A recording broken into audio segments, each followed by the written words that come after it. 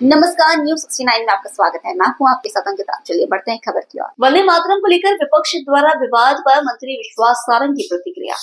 कहा कि हिंदुस्तान में रहना है तो वंदे मातरम गाना होगा। वंदे मातरम राष्ट्र के सम्मान का सूचक है। वंदे मातरम को आत्मसात करते हुए अनेक क्रांतिकारियों ने देश की आज़ादी के लिए अपना सर्वस्व न्यौछावर कर दिया। वंदे मातरम आज़ादी और आज़ादी की लड़ाई के संघर्ष का प्रतीक है। जो लोग कहते हैं कि वंदे मातरम नहीं गाएंगे वो गद्दारों की श्रेणी में है।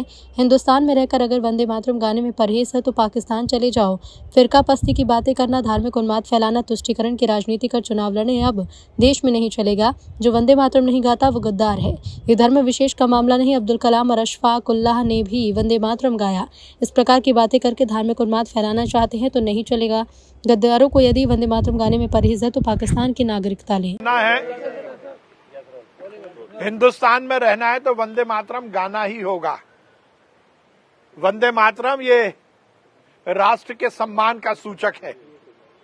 वंदे मातरम ये वो राष्ट्रीय सम्मान है जिसको गाते हुए, गुनगुनाते हुए, आत्मसात करते हुए हमारे करोड़ों करोड़ों क्रांतिकारियों ने इस देश की आजादी के लिए अपना सर्वस्व न्यौछावर किया।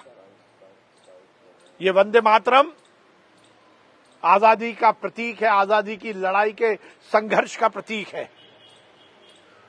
जो लोग ये कहते हैं कि वंदे मातरम नहीं गाएंगे वो गद्दारों की श्रेणी में है। और यदि हिंदुस्तान में रहकर वंदे मातरम गाने में परहेज है तो पाकिस्तान चले जाओ।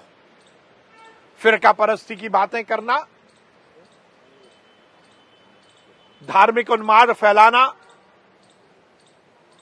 तुष्टीकरण की राजनीति करके चुनाव लड़ना और जीतने की कोशिश करना, यह अब इस देश में नहीं चलेगा। मैं फिर कहूंगा, जो वंदे मातरम नहीं गाता वो गद्दार है। ये धर्म विशेष का मामला नहीं है। अब्दुल कलाम साहब ने भी वंदे मातरम गाया, अशफाक उल्लाह जी ने भी वंदे मातरम गाया। और ये अब इस तरह की बातें करके यदि धार्मिक उन्माद फैलाना चाहते हैं तो ये नहीं चलेगा। और यदि गद्दारों को यदि वंदे मातरम गाने में परहेज है तो वो जाए और